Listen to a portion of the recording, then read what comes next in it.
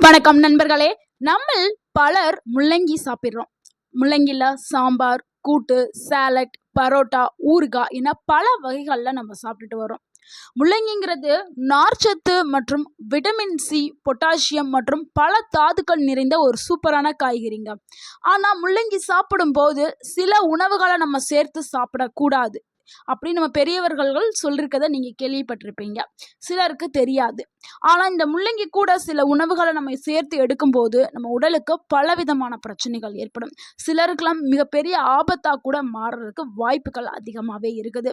So ஒவ்வொருத்தவங்களுடைய உடல்நிலையும் ஒவ்வொரு மாதிரி இருக்கும். அதனால் ஒவ்வொருத்தருடைய உடல்நிலைக்கு ஏற்ற மாதிரி தான் பாதிப்பு ஏற்படும். ஸோ எல்லாருக்கும் ஏற்படும் நம்ம சொல்ல முடியாது, எல்லாருக்கும் ஏற்படாது அப்படின்னு சொல்லவும் முடியாது. ஸோ அந்த உணவுகள் என்ன, கண்டிப்பாக இந்த முள்ளங்கியை சாப்பிடும்போது அந்த உணவுகளை நீங்கள் தவிர்த்து சாப்பிட்றது உங்களுடைய உடலுக்கும் ஆரோக்கியத்திற்கும் ரொம்பவே நல்லது.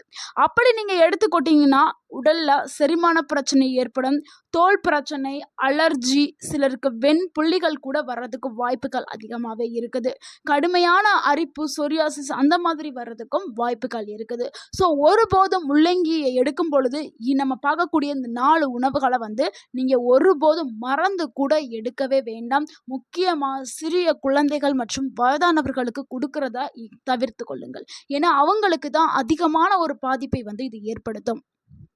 வீடியோவை ஸ்கிப் பண்ணாம முழுமையா பாருங்க. இந்த ஒரு வீடியோ உங்களுடைய ஆரோக்கியத்திற்கு மிகவும் பயனுள்ள ஒரு வீடியோவாக இருக்கும். முள்ளங்கியில் இருக்கக்கூடிய ஊட்டச்சத்துக்களை பார்த்துடலாம். முள்ளங்கிங்கிறது ஒரு முக்கியமான ஒரு உணவு. முள்ளங்கியில் விட்டமின் சி, நார்ச்சத்து, போலேட், பொட்டாசியம், ஆன்டி ஆக்சிடென்ட் இது எல்லாமே இருக்குது. இதனால செரிமானம் வேகப்படுத்தப்படும், மலச்சிக்கல் குறைக்கும், நோய் எதிர்ப்பு சக்தி அதிகரிக்க செய்யும், உடல் எடை கட்டுப்படுத்துறதுக்கு முள்ளங்கி பயன்படுது. அதனால தான் முள்ளங்கியை நம்ம பாரம்பரிய உணவுகளில் இது இடம்பிடித்த ஒரு உணவாக இருக்குது. ஆனால் இப்படி நல்லது கொண்ட இந்த உணவை நம்ம சரியான முறையில் எடுத்துக்கிட்டால் தான் நம்மளுடைய உடலுக்கு ஆரோக்கியம். ஸோ நம்ம தவிர்க்க வேண்டிய உணவுகளை நம்ம பார்த்துடலாம். அதில் முதலாவதாக முள்ளங்கி கூட சாப்பிடக்கூடாத உணவு என்னென்னா பால் தாங்க. முள்ளங்கியும் பாலும் நாங்கள் எப்படி சேர்த்து சமைப்போம் அப்படின்னு நீங்கள் நினைக்கலாம். அதாவது நம்ம பால் குடித்த பிறகு முள்ளங்கி சார்ந்த உணவுகள் எடுக்கக்கூடாது. இல்லைனா முள்ளங்கி சாப்பிட்ட பிறகு, இப்போ சாம்பாரில் முள்ளங்கி போட்டிருப்பீங்க, முள்ளங்கி சாப்பிட்ருப்பீங்க, அதுக்கப்புறம் போய் பால் குடிக்கக்கூடாது. அந்த மாதிரி தான் நம்ம சொல்கிறோம். ஸோ சேர்த்து சாப்பிட்ட உடனே எடுக்கக்கூடாது. சேர்த்து சமைச்சாதான் பிரச்சனை அப்படி இல்லை அர்த்தம். முள்ளங்கி சாப்பிட்ட பிறகு பால் எடுக்கக்கூடாது, இல்லைனா பால் சாப்பிட்ட பிறகு முள்ளங்கி எடுக்கக்கூடாது. நல்லா புரிஞ்சிருக்கும்னு நினைக்கிறேன். ஸோ எதுக்காக இப்படி ஒரு இதை சொல்கிறோம் அப்படின்னா, முள்ளங்கியில் அதிக அளவில் நார்ச்சத்து இருக்குது, பாலில் அதிக அளவில் புரதம் மற்றும் கொழுப்பு இருக்குது. ஸோ இது ரெண்டுமே உடனடியாக உடலுக்குள்ளே போகும்போது வயிறு உப்பசம் ஏற்படும், வாயு தொல்லை ஏற்படும், செரிமானத்தில் பிரச்சனைகள் ஏற்படும். ஸோ இந்த மாதிரியான பிரச்சனைகள் ஏற்படுறதுக்கு வாய்ப்பு அதிகமாக இருக்குது. ஆனால் அனைவருக்கும் இதே பிரச்சனை வரும் என்று உறுதி இல்லைங்க. சிலருக்கு வரும், சிலருக்கு வராது. ஏன்னா அவங்களுடைய உடல் நிலையை பொறுத்து. ஒவ்வொருத்தவங்களுக்கு என்னென்னா செரிமான தன்மை ரொம்பவே கம்மியாக இருக்கும். நார்மலாகவே எது சாப்பிட்டாலும் செரிக்காது. அப்படி இருக்கிறவங்க இந்த மாதிரியான சேர்க்கை எடுக்கும் பொழுது கண்டிப்பாக அவங்களுக்கு பாதிப்பு ஏற்படுத்தலாம். ஸோ அதனால் அவங்க தவிர்க்கிறது ரொம்பவே நல்லது. முள்ளங்கி சாப்பிட்ட உடனே அதிக அளவில் பால் குடிக்காதீங்க. 1 இல்லை 2 மணி நேரம் கேப் விட்டுட்டு, இடைவெளி விட்டுட்டு எடுத்து நீங்கள் குடிக்கிறது ரொம்பவே நல்லது. அதுதான் ஒரு ஆரோக்கியமான விஷயம். அடுத்து நம்ம இரண்டாவதாக பார்க்கக்கூடிய ஒரு தவறான சேர்க்கை என்னன்னா, முள்ளங்கி ப்ளஸ் பாகற்காய் தான். பாகற்காயும் முள்ளங்கியும் ரெண்டுமே ஒரு நல்ல உணவுகள் தாங்க. நம்ம உடலுக்கு ஆரோக்கியத்தை கொடுக்கக்கூடிய உணவுகள். ரெண்டுலையும் அதிக அளவில் நார்ச்சத்து இருக்குது. கசப்பு மற்றும் காரத்தன்மை கொண்டது. ஒரே நேரத்தில் நம்ம அதிகமாக எடுத்துக்கொள்ளும் போது சிலருக்கு வயிற்று செரிமான பிரச்சனை ஏற்படும், சிலருக்கு வாயு தொல்லை ஏற்படும், சிலருக்கு வயிற்றுப்போக்கு ஏற்படும், சிலருக்கு இந்த ஸ்கின்னில் அலர்ஜி மாதிரி ஏற்பட ஆரம்பிக்கும். ஸோ அதனால் ஒருபோதும் இந்த ஒரு சேர்க்கையை தவிர்க்கிறது ரொம்பவே நல்லது.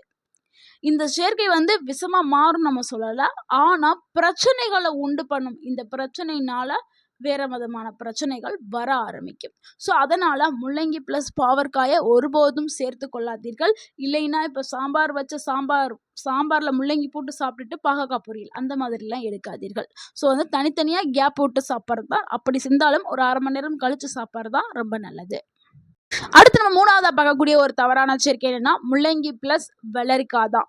முள்ளங்கியும் வெள்ளரிக்காயும் நிறைய பேர் என்ன பண்ணுவாங்கன்னா சாலடுகளில் சேர்த்து சாப்பிடுவாங்க. இப்படி சேர்க்கறதுனால ரெண்டுலேயுமே வந்து அதிக அளவில் நீர்ச்சத்து கொண்ட காய்கறிகள், முள்ளங்கிலையும் சரி வெள்ளரிக்காயும். ஸோ அதிகமாக நீர்ச்சத்து இருக்கிறதுனால சிலருக்கு அந்த செரிமானம் வேகம் வந்து மாறுபடலாம். இதனால அவங்களுக்கு வந்து பிரச்சனைகள் ஏற்படலாம். வயிறு நிரம்பிய ஒரு உணவு, வாய்வு தொல்லை, இந்த மாதிரியான ஏற்கனவே சொன்ன மாதிரியான பிரச்சனைகள் எல்லாமே வர்றதுக்கு வாய்ப்புகள் இருக்குது. அதனால இந்த ஒரு சேர்க்கையை நம்ம சேர்க்கிறத நீங்க தவிர்க்கிறது ரொம்பவே நல்லது. அடுத்து நான்காவதா பார்க்கக்கூடிய ஒரு தவறான சேர்க்கை என்னன்னா முள்ளங்கி பிளஸ் ஆரஞ்சு பழம் தாங்க. ஆரஞ்சு பழம் விட்டமின் சி நிறைந்த ஒரு உணவு. முள்ளங்கியும் விட்டமின் சி நிறைந்த ஒரு உணவு தான்.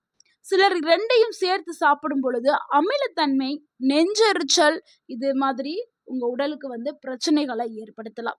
குறிப்பா கேஸ்ட்ரிக் ப்ராப்ளம் இருக்கிறவங்க, அசிடிட்டி ரிஃப்ளெக்ஸ் இருக்கிறவங்க அதிகமா இந்த மாதிரி எடுக்கிறத தவிர்க்கிறது ரொம்பவே நல்லது. ஆனா உங்களுக்கு இதை வந்து மிகப்பெரிய பாதிப்பை ஏற்படுத்துறதுக்கான வாய்ப்புகள் இருக்கு. அதனால தான் இதை தவிர்க்க சொல்றோம். ஸோ ஒருபோதும் இந்த மாதிரியான சேர்க்கையை தவிர்த்துறது ரொம்பவே நல்லது. சிலருக்கு வந்து கடுமையான பாதிப்பை கூட ஏற்படுத்தலாம். அதனால தான் மறுபடி நம்ம சொல்றோம். முக்கியமா செரிமானத்தன்மை கம்மியா இருக்கிறவங்க, அவங்க குழந்தைகளா இருந்தாலும் சரி, மிடில் ஏஜ்ல இருந்தாலும் சரி, வயதானவர்களா இருந்தாலும் சரி, அவர்களுக்கு ஒருபோதும் இந்த ஒரு சேர்க்கையை கொடுக்காதீங்க. உங்களுக்கே தெரியாது அவங்க இந்த மாதிரி நீங்க சாப்பிட்டுருப்பாங்க, எதனால வாமிட் பண்றாங்க, எதனால ஸ்கின்ல அலர்ஜி வருது அப்படிங்கிறது உங்களுக்கு தெரியாது. அப்புறம் நம்ம அனலைஸ் பண்ணும்போது தான் தெரியும்.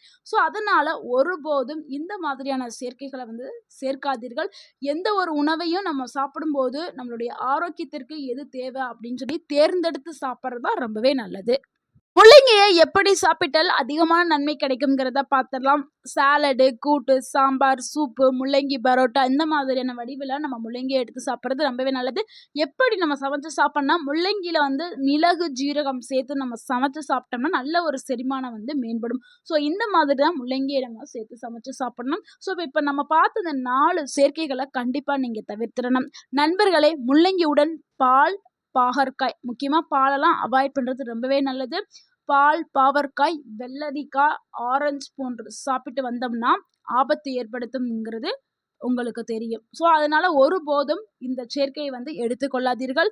சிலருக்கு வாய்வு தொல்லை, சிலருக்கு வயிறு உபசம், சிலருக்கு செரிமான பிரச்சனை, சிலருக்கு அலர்ஜி, வெண்புள்ளி இந்த மாதிரி ஏற்படுறதுக்கு வாய்ப்புகள் இருக்கு. எனவே உங்க உடல்நிலையை நீங்க கவனிச்சு தான் எந்த உணவை எப்படி எடுக்கணும்ங்கிறது நீங்க கவனிச்சுட்டே இருக்கணும். ஸோ சிறந்த உணவு, சிறந்த காய்கறிகளை தேர்ந்தெடுத்து சாப்பிட்றது ரொம்பவே நல்லது. இந்த ஒரு வீடியோ வந்து உங்களுக்கு பயனுள்ளதா இருந்திருக்கும் என்று நினைக்கிறேன். இந்த வீடியோ உங்களுக்கு பயனுள்ளதாக இருந்திருந்தால் இந்த வீடியோவுக்கு ஒரு லைக் பண்ணுங்கள். இந்த வீடியோவை உங்களுடைய ஃப்ரெண்ட்ஸ் அண்ட் ஃபேமிலிக்கு ஷேர் பண்ணுங்கள். மறக்காமல் எங்கள் சேனலை சப்ஸ்கிரைப் பண்ணுங்கள், சப்போர்ட் பண்ணுங்கள், கமெண்ட் பண்ணுங்கள். தேங்க்யூ ஃபார் வாட்சிங். உங்கள் ஆரோக்கியம் உங்கள் கையில் தான். வாழ்க வளமுடன். நன்றி.